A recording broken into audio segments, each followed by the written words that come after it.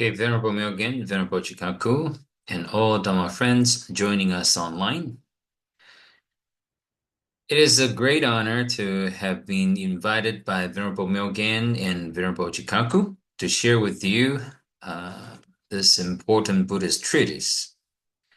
Many teachings and videos on the text already exist, and numerous masters have lectured on it. So what makes our sessions unique? Okay. Allow me to begin by introducing teacher Tang Yuling. Okay, this is the founder of Unlimited Lights Chinese Culture Academy, teacher Tang Yuling. In 1999, teacher Tang founded the Unlimited Lights Academy, in short, UOA, to perpetuate the teachings of his mentor, Master Li Bingnan, encompassing Confucian philosophy, Tiantai school thought, and the principles of mind-only Yogacara in Buddhism. At a glance, UOA may seem primarily focused on Chinese traditions. However, for over 2 decades, teacher Tang also studied with some Larampa geshes, and including one that is well known, His Holiness Garden Treasure Longrig Namgyal Rinpoche, the 101st Ganden Trippa of Tibetan Gelug lineage.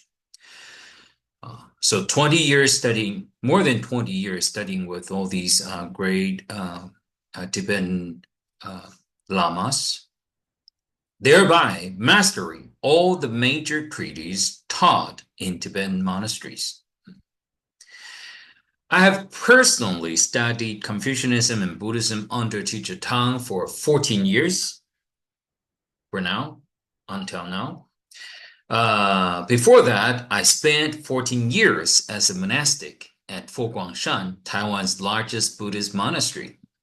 There, I studied at its Buddhist college for 6 years and taught for 2 as a teacher. I even served as an attendant to the founder, Venerable Master Xingyun, for a year, worked in the founder's secretariat for 2 years, engaged in meditation center, practice meditation for 1 year, and later earned a master's degree in Buddhist studies at the University of the West in the United States. Afterward, I spent a year teaching at Nanhua Temple in South Africa.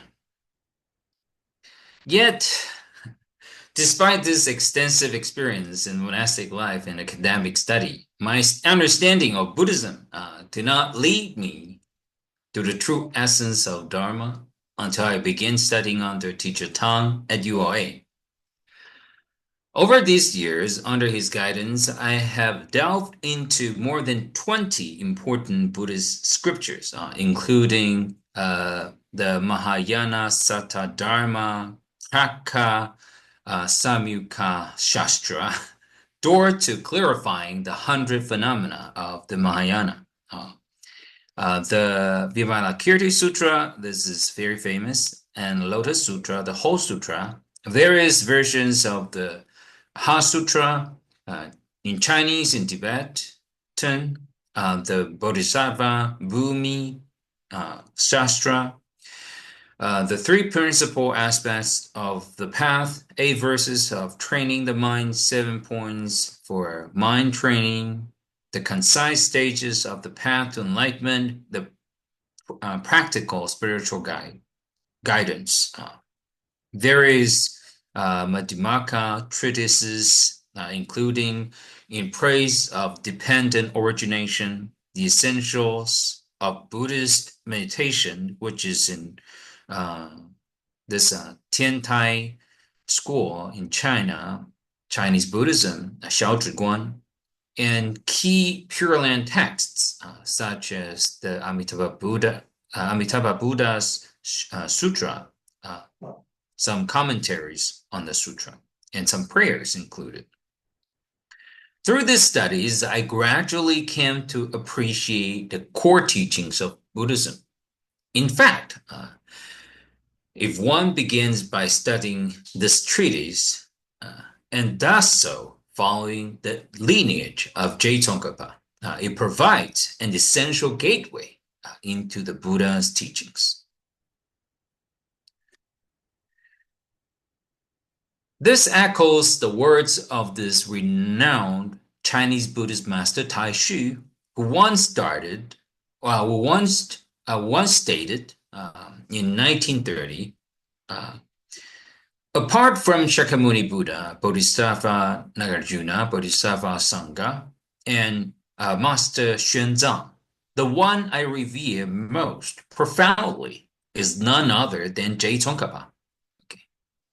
Furthermore, in the preface to the 1935 Chinese edition of the Great Treatise on the Stages of the Path to Enlightenment, Lam Rim Chen Mo, translated by Venerable Master Fa Zun, it is remarked that whether one considers the Madhyamaka or Yogacara or Yogacara schools of Indian Buddhism, or the ways Chinese and Japanese traditions classify the Buddha's teachings, none surpass the perspective presented in this work, which is Lam Rim Chen.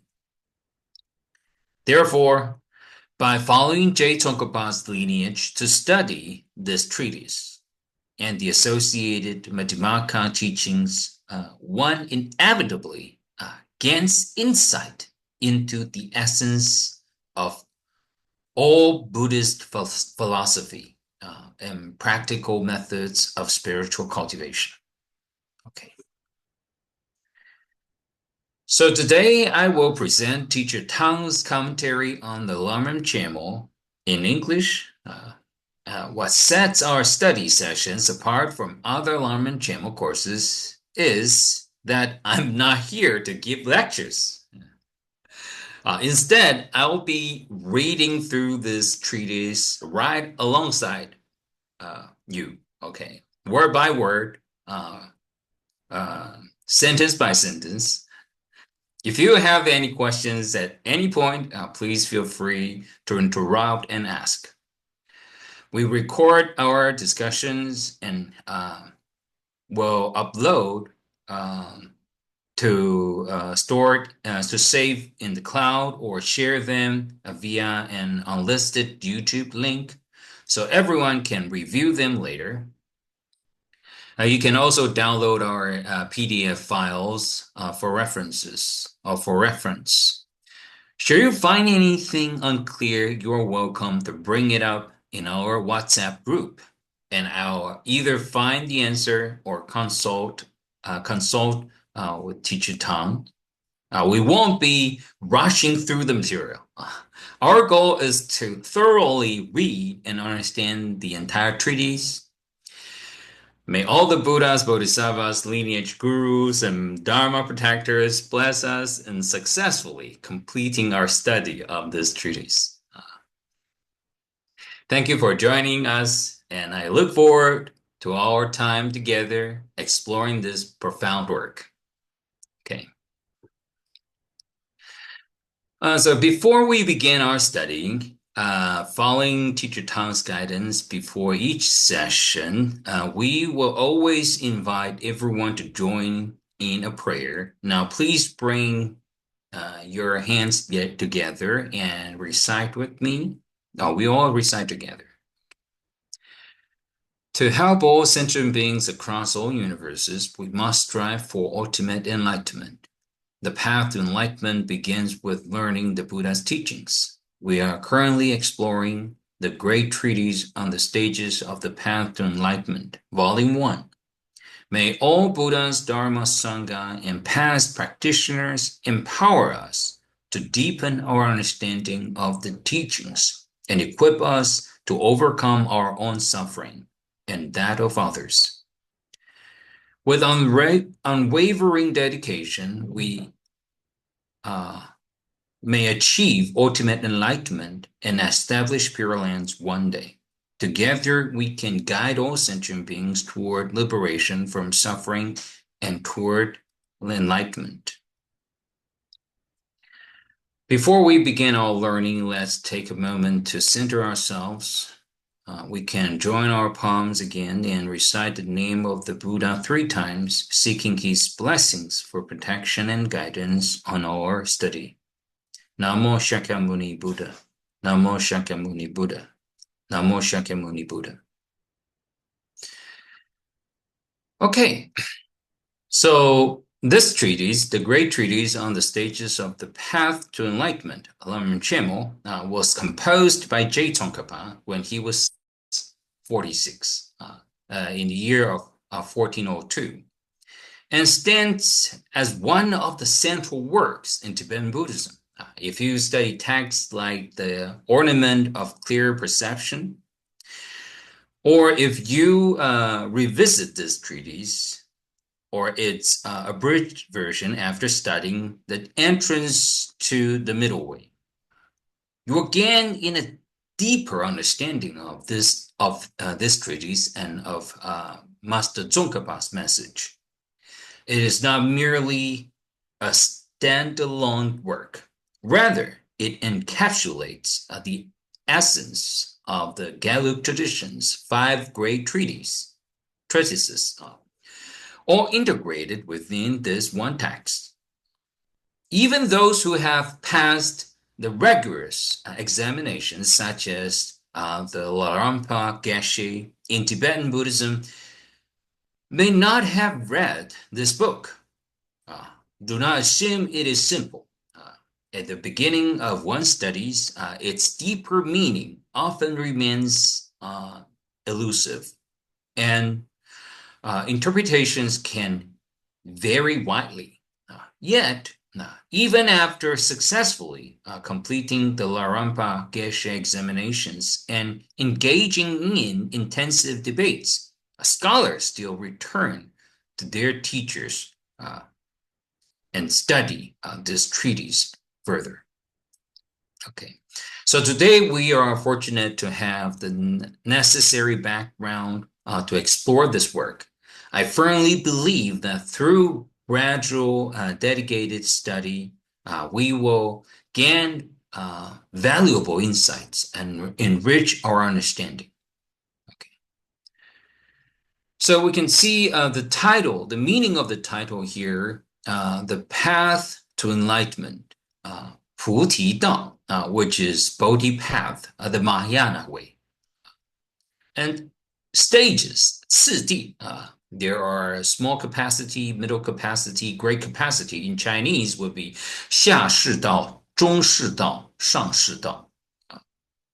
And the great treatise, 广论, when we talk about this great treatise, that means versus 中论 and 略论 and 功德之根本.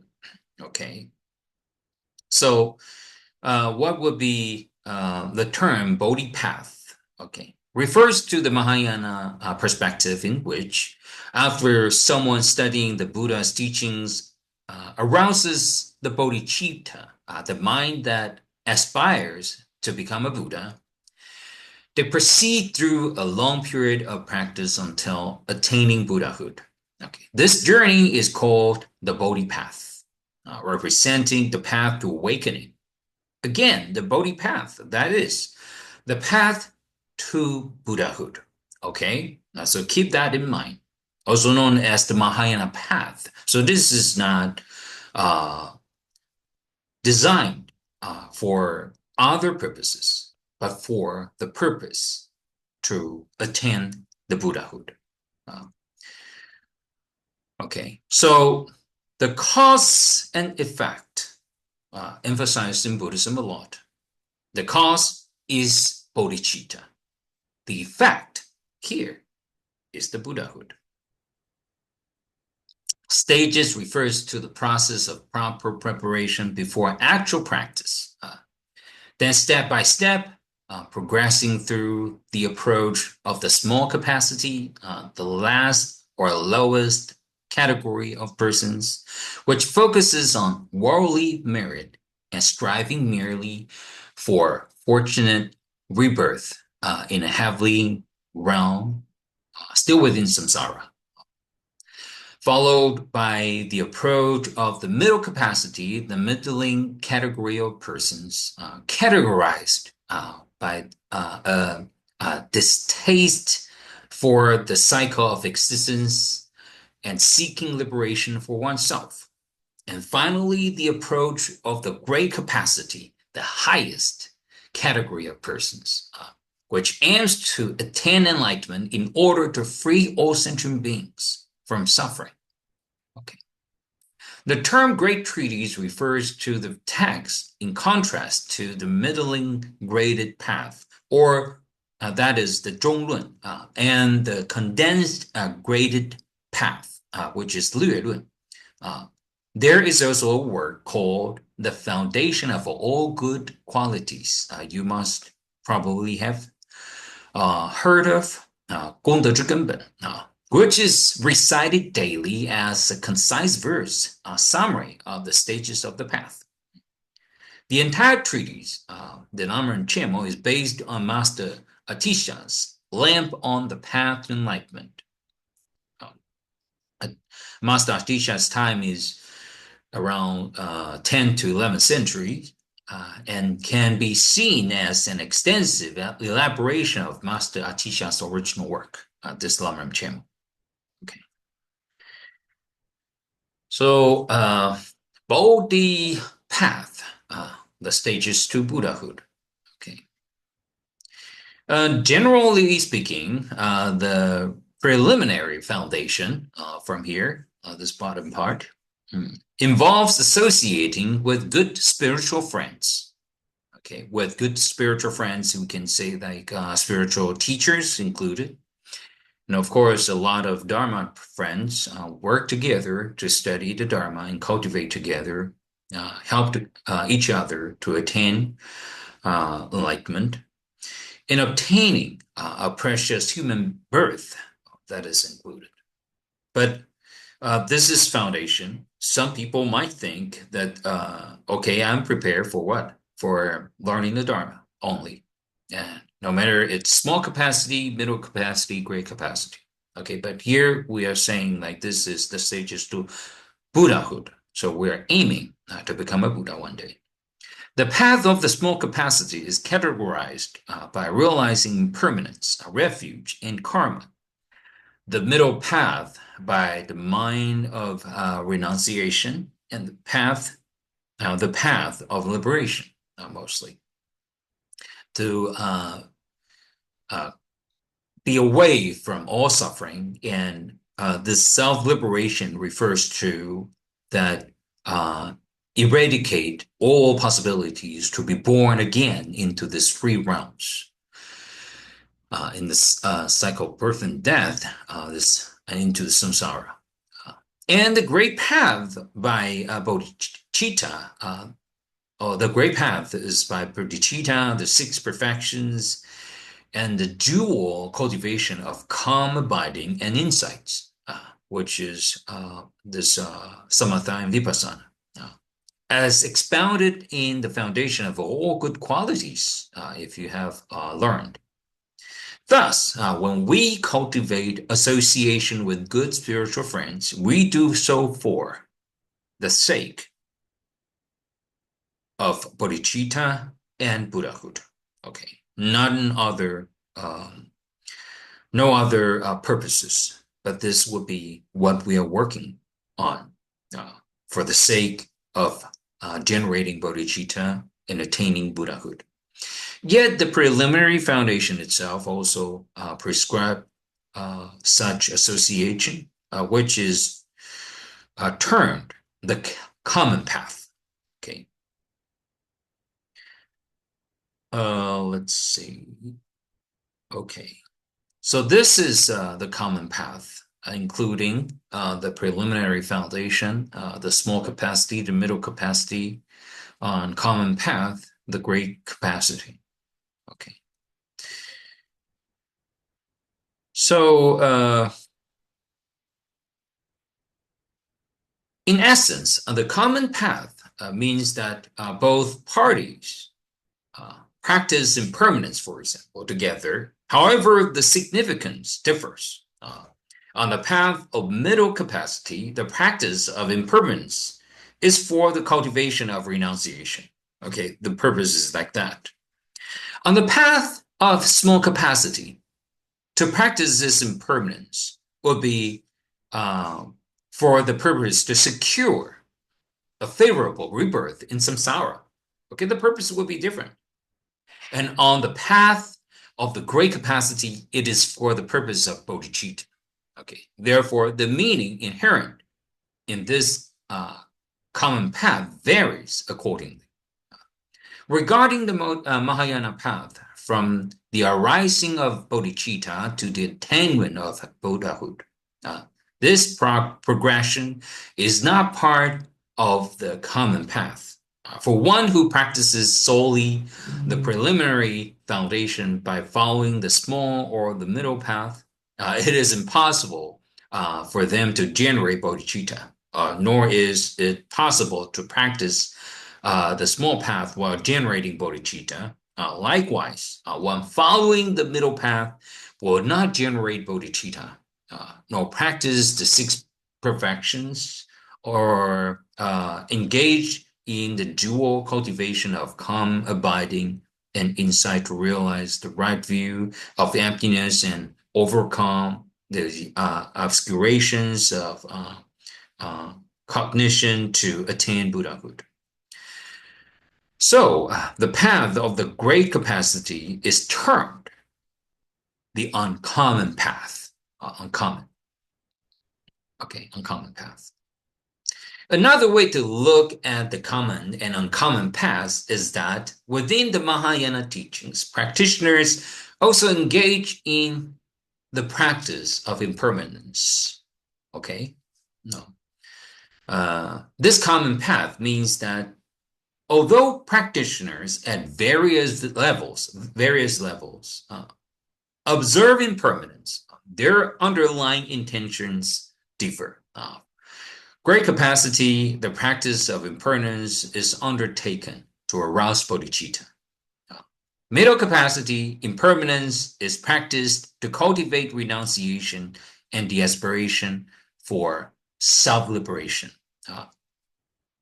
And small capacity, the practice of impermanence is pursued merely to secure an auspicious rebirth, to increase one's favorable existence in the following lifetime within samsara. Okay. So the above will be the short introduction of Lam Rim Chen Mo. Do you have any questions or anything you want to further discuss together? Venerable Chikaku or Venerable Myogen, any insights? I don't have any comments. Sorry. Okay. Thank you. Then let's move forward. Okay, the prologue. In Chinese, 偏首礼赞. Okay. So prologue is referred as this Chinese meaning homage at the beginning. Okay, so it's quite clear. If you talk about like prologue in English translation is not such clear a message you can receive. In Chinese, consists of this three parts. Okay, paying homage to the root guru, paying homage to the lineage, and making a vow to compose the treatise. Okay, these are by Master Tsongkhapa, of course. Paying homage to the root guru refers to Master Tsongkhapa's homage to his teacher, Bodhisattva Manjushri. Paying homage to the lineage honors Maitreya Bodhisattva through a sangha for the lineage of vast conduct, and Bodhisattva Manjushri through Nagarjuna for the lineage of profound view. Okay. The one who united these two great lineages was Master Atisha, and the one who inherited both Master Atisha's lineage and these two great lineages was Tsongkhapa. Finally, to making a vow to compose the treatise, Tsongkhapa prays for the lineage's blessings so that there will be no obstacles in his writing process, and that this treatise may be widely disseminated, widely spread, widely popularized. It is noteworthy that in this prologue, Tsongkhapa does not explicitly pay homage to the three jewels. However, their meaning is implied within it. I don't know if you can see the Shakyamuni Buddha embodies the Buddha jewel for sure. The pure bodhisattvas and lineage gurus embody the Sangha jewel. In the teachings of the vast conduct and profound view lineages present the Dharma jewel. Most importantly, the Buddhist lineage, from the Buddha himself all the way down to Tsongkhapa, has remained unbroken. Okay. Such continuity is extraordinarily rare and precious indeed. Okay. So all these student learning from teacher, student learning from teacher throughout these 2,500 years, non-stoppingly, one after one practitioners, handing down the teachings, and now received by us. How wonderful this is. Okay, so the first part would be paying homage to the root guru. Homage to the guru Manju Gosa. In Chinese is Li Jing Zun Zhong Miao Yin. Li Jing in Chinese transliteration mostly would be Namo, which is Namaha. I take refuge, I pay homage, signifying offering one's body, speech, and mind in reverence. Okay.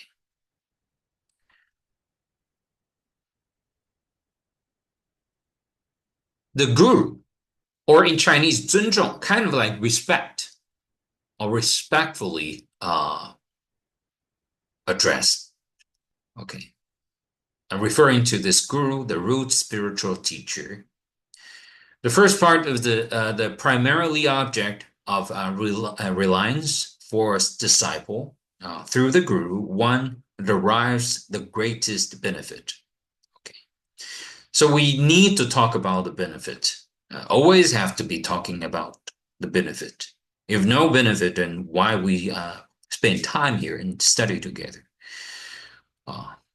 So there must be something that is beneficial for us, for our lives, for our future, for the sake of helping other beings, for the greater good.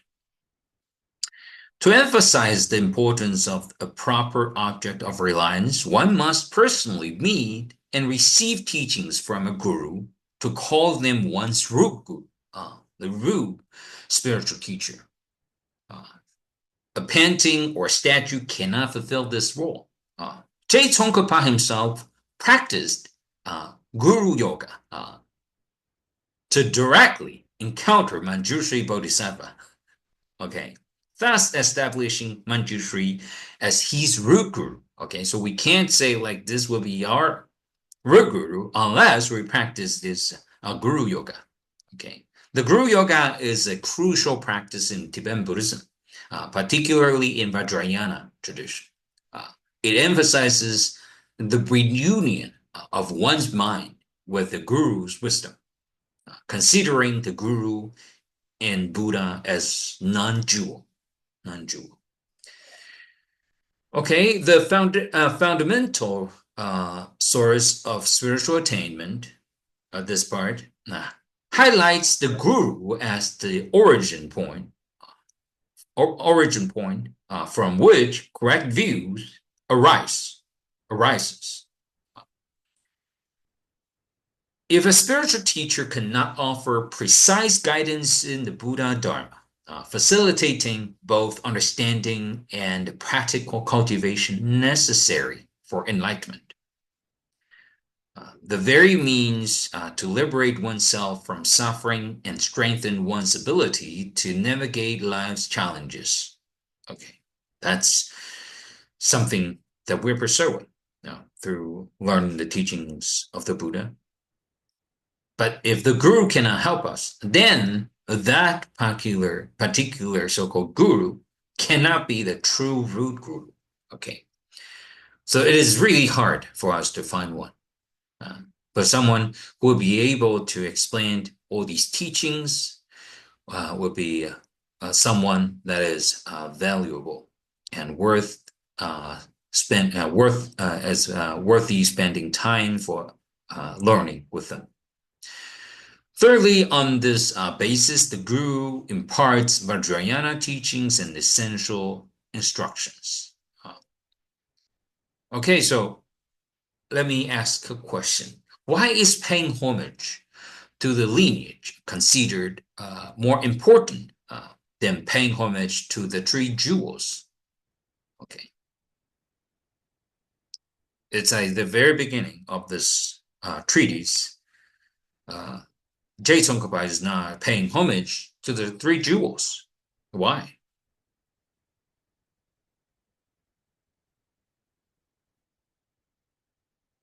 So what exactly is the blessing conferred by the three jewels? What exactly? Only when the lineage guru imparts the correct view can we properly understand the Dhamma's words, the Buddha words. If the three jewels cannot help us gain that correct view, then what kind of blessing could they possibly offer?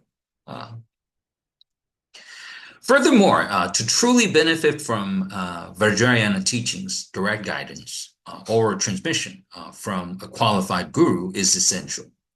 Without it, the teachings cannot yield their intended results. A genuine guru will emphasize that a solid foundation is exoteric teachings is indispensable. Lacking this foundation, Vajrayana practice will only lead to worldly gain, trapping us in samsara and wasting our precious human life.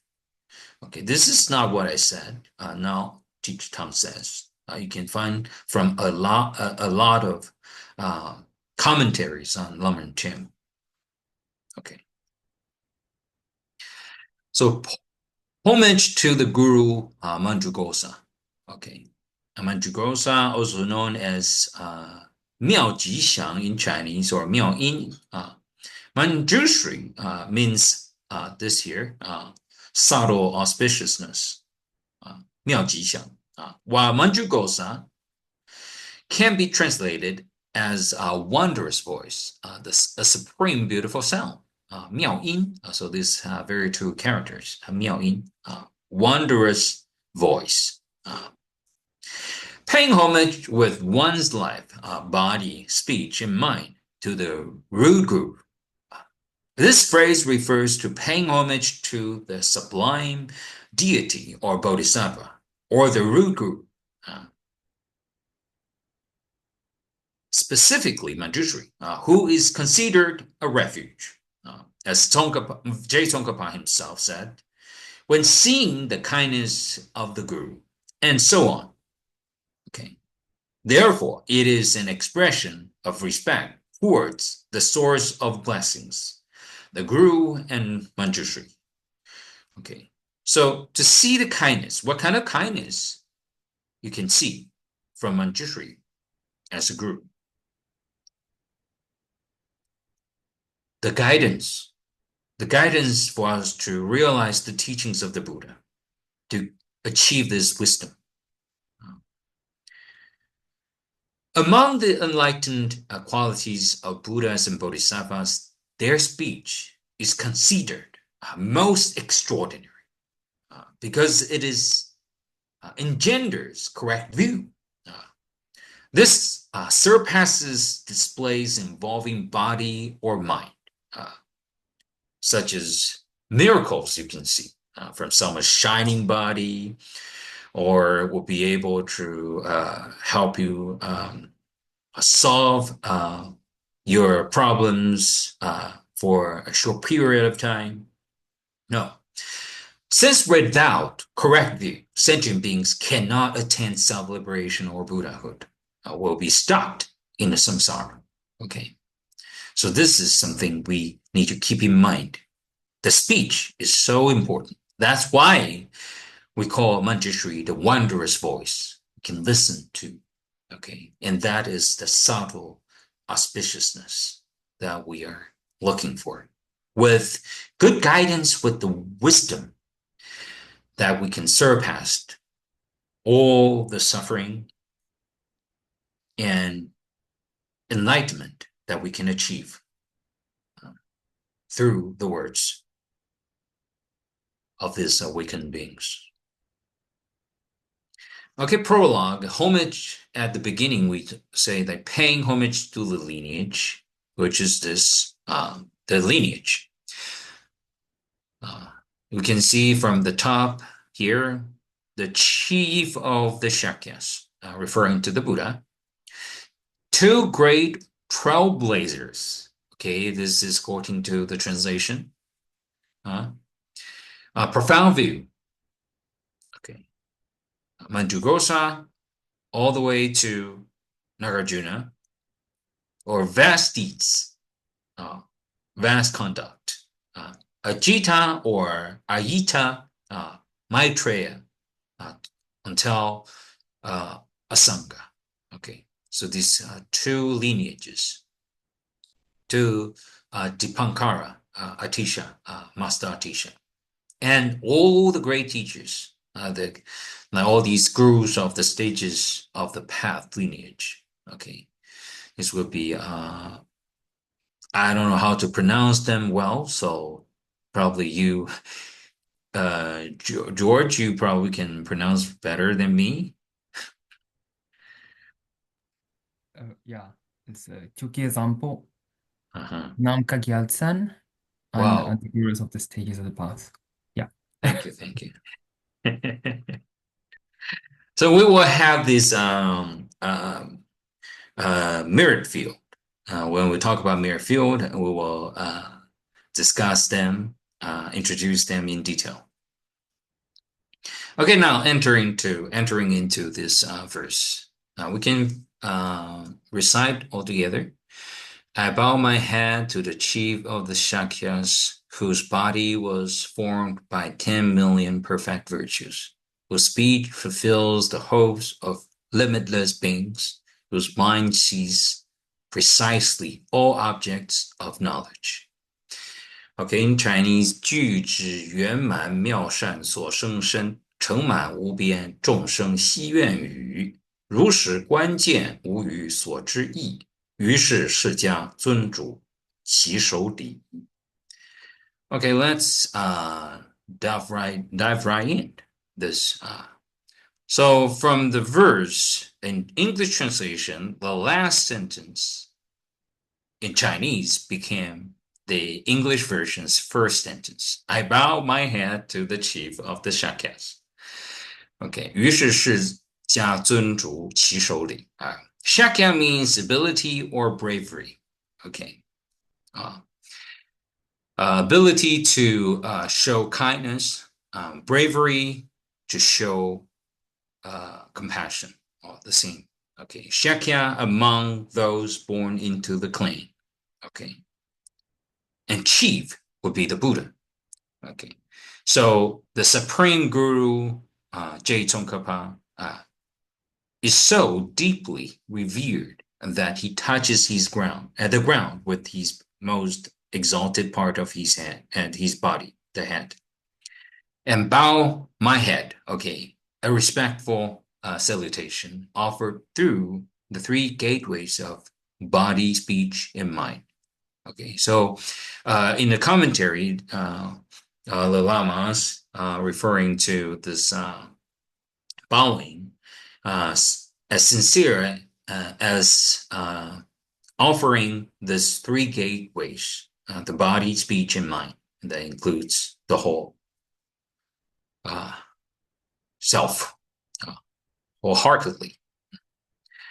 Okay.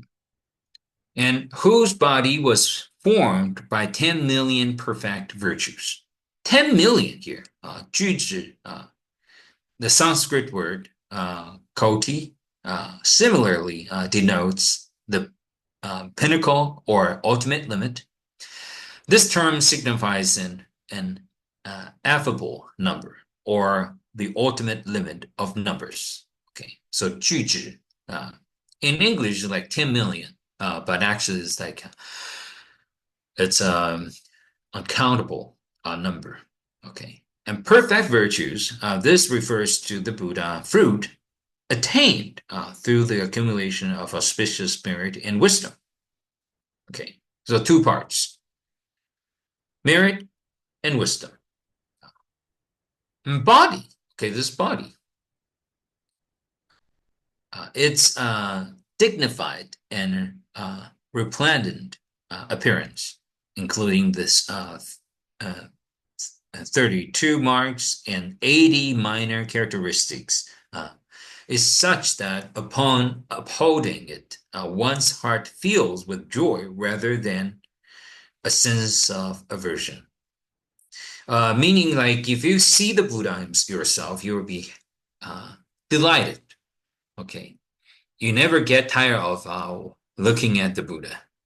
Okay, because the Buddha has this 32 marks and 80 minor characteristics, but not for us to see. Unless we know the merits or the wisdom of the Buddha or the virtues of the Buddha, then we will discover all these marks and these characteristics ourselves. Okay, so this will be a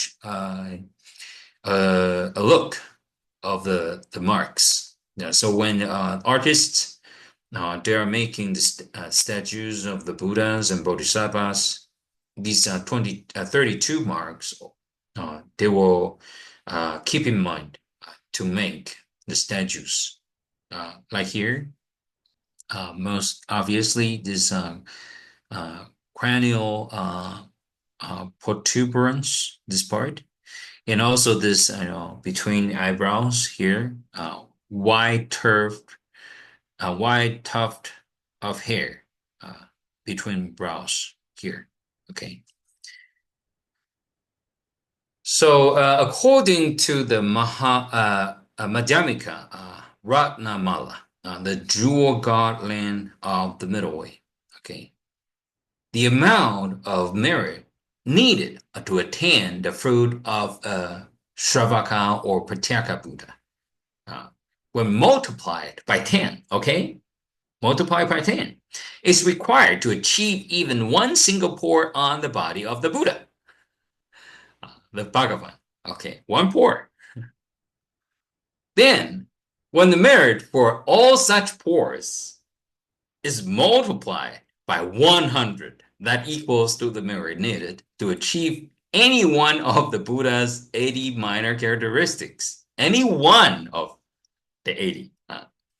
Next, multiplying the total merit of those 80 minor characteristics by another 100 yields enough merit to achieve 30 of the 32 major marks of the Buddha, excluding the wide tuft of hair mark and the cranial protuberance, these two marks. Once you multiply the merit required to attain these 30 major marks by 1,000, you can attain the wide tuft of hair mark.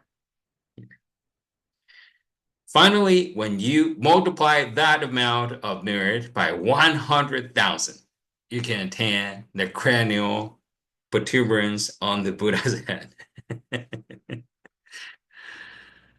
Okay, these numbers are not to scare anyone, but just to show you how much merits, how many how much effort you should, dedicate yourself into like uh, completing this achievement to have these 32 marks and 80 minor characteristics.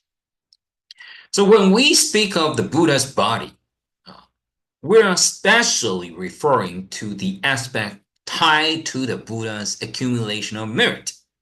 Okay, because that accumulation of merit is the cause that gives rise to the Buddha's physical form. Okay, if we talk about something physical, that must be related to merits. Okay, the 32 major marks and the 80 minor characteristics are the results that manifest from it.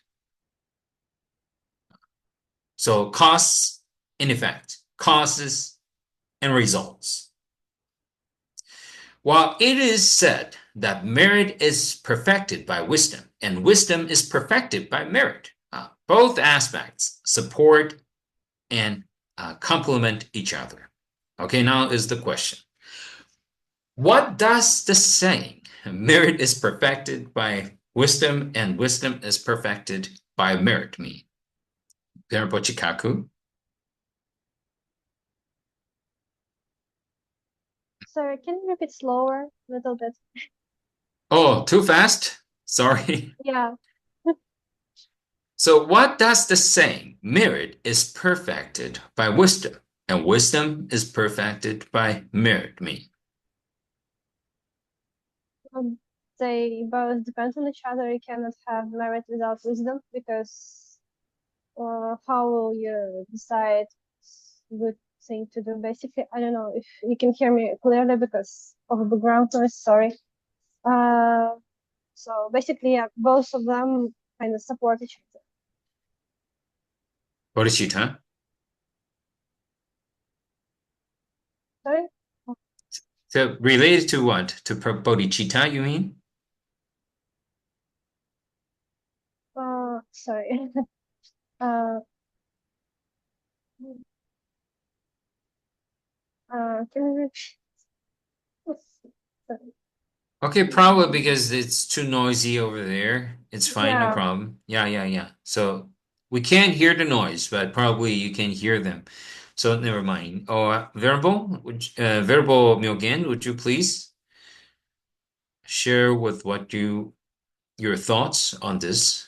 What does the saying, merit is perfected by wisdom, and wisdom perfected by merit?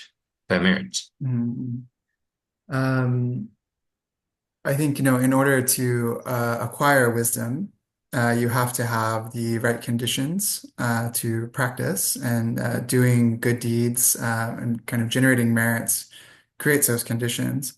But in order to know how to create those conditions, you have to have some wisdom first to determine how to do that. Mhm. And I think that goes in they complement each other in that sense. And there's also ordinary merits, things done out of a good motivation or from a conventional level, but without the wisdom realizing emptiness. Those merits don't necessarily lead to full enlightenment or liberation. So they go in tandem. Yeah.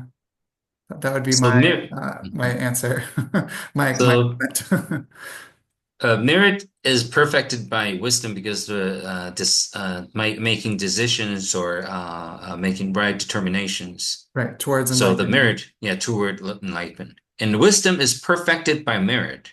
Mm, How about this part? right. So wisdom is perfected by merit, in the sense that you have to have a lot of positive mental states and conditions in order to really develop and kind of develop the wisdom that penetrates the nature of reality. You can't do that just with a kind of chaotic or mixed up internal, external situation. So we need a lot of merit, right? You could also say that merits are those connections to teachers and the teaching. Right. Like you have to make offerings. Yeah. Yeah, But to mental states too, right? yeah.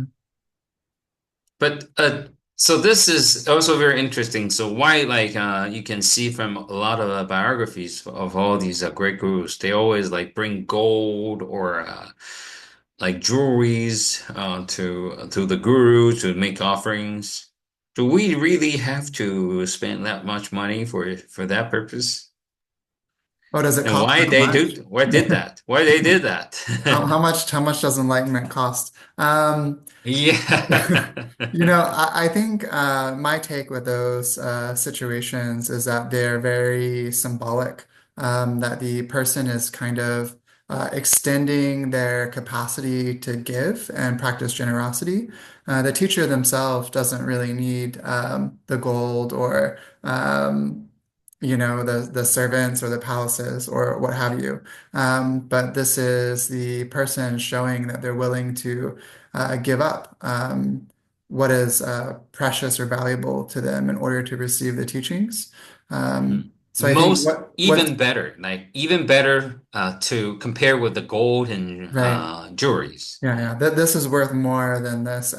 And we also see some examples where people don't have a lot, but they still give the best within their means, right? So even if they don't have gold, they still give their clothing, or they offer their service, right? They offer their ability to do something. Um, so it's not necessarily about the cost or the material value, but that it's they're pushing their own limit or ability to practice generosity for something greater, right? And also to show the sincerity of Mm, pursuing the Dharma. Yeah. mm, Like the famous story in Chan Koan or the story Chan Buddhist history. One Dharma Bodhidharma's disciple, Master Huike, cut off the arm, mm, to show the sincerity of pursuing the Dharma. Became the second patriarch. right. So like that kind of sincerity, how to show that kind of sincerity of our time, effort, money, determination, all that should Mm. put it into account. Yeah. And Uh, so the same goes to us. If we are receiving the Dharma so easily, then we have to think of all these great masters in the past, how they sacrificed themselves, the time, the money, the resources, everything, travel a long distance to gain the Dharma and handing the Dharma to us. So we have to be very grateful for that. and Okay, so this would Tenzing be, has yeah, a question, I think, or yes, raised their hand. yes, please. Yeah, it was about the connection between the practice and the wisdom, or the which is called the vast aspect of the path and the profound aspect of the path. It's usually said in the traditional explanations that they are like two wings, and it's what makes us see, because compassion without wisdom is blind, and wisdom without, no, sorry, compassion without wisdom is it's blind, and wisdom without compassion is it is inactive. So yeah, that's usually the way they connect, and it is done even in the Madhyamika Vatara by Chandrakirti, when he says that Buddha's teaching is great because it has the vast and the profound aspects. So Yes, thank you. And so from a secular perspective, also the same. The wisdom allows one to create merit effectively by guiding actions towards beneficial outcomes, much like intelligent management allows one to grow wealth. Okay. Similarly, the positive consequences of merit, such as favorable circumstances or opportunities, provide the experiences and resources necessary to deepen one's wisdom.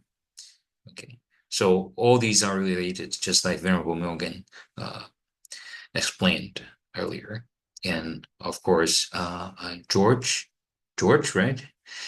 Tenzin Namgyo, yeah, your explanation included this wisdom and merits. Like if you have the merits, that is out of compassion.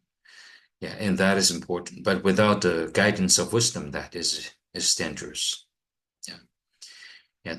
So and then with wisdom without compassion is also inactive, which means you will not, have this strong determination to really deepen your practice and also to make this dharma really beneficial to yourself even.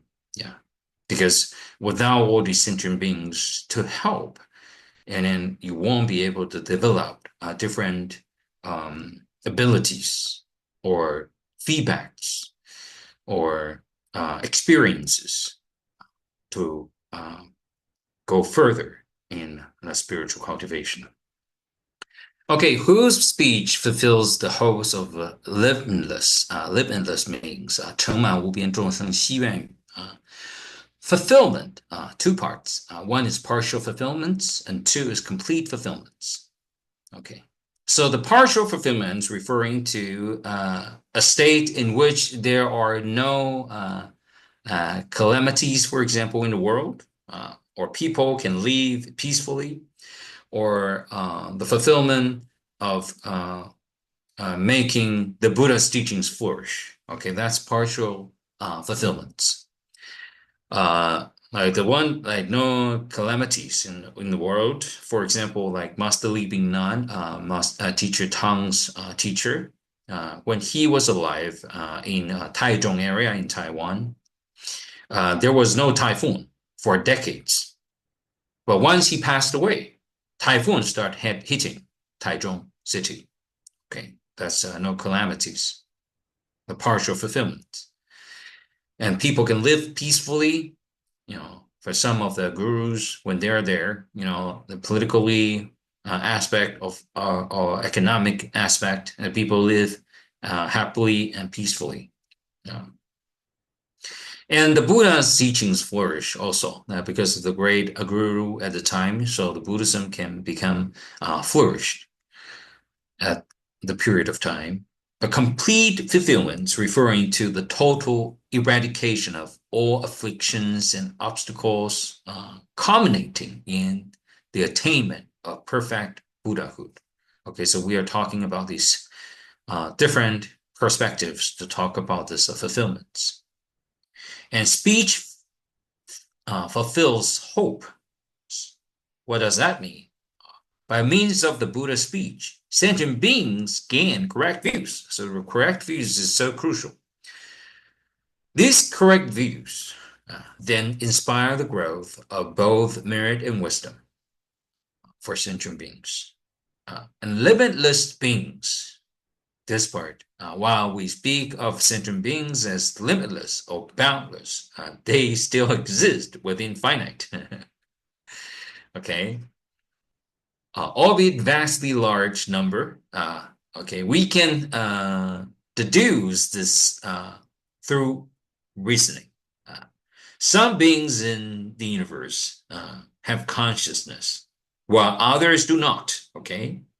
So conscious beings do not turn into non-conscious entities, okay? We can't turn ourselves into rocks or be reborn as a flower or tree. And vice versa. They cannot become sentient beings, the rocks, the trees, the flowers. Hence, although their total number lies beyond our current capacity to observe, it still falls within a definite range. Okay, so this limitless being. Just to understand the phrasing, the word choosing in many teachings you can find. And whose mind sees precisely all objects of knowledge. 如实观见无与所知意 sees precisely refers to accurate, meticulous observation, free from any errors, arising from a thorough and unimpeded form of seeing and perceiving. Okay. And all objects of knowledge, that includes clearly sees the capacities of sentient beings, clearly sees the various methods, Dharma teachings, clearly sees the sufferings and joys within the 6 realms of cyclic existence, clearly sees the distinctive qualities of the various Buddha lanes or pure lanes. Okay. So these are the verses. Okay, now this would be the first verse and of the prologue, this part. So any questions? Because it's 3 p.m.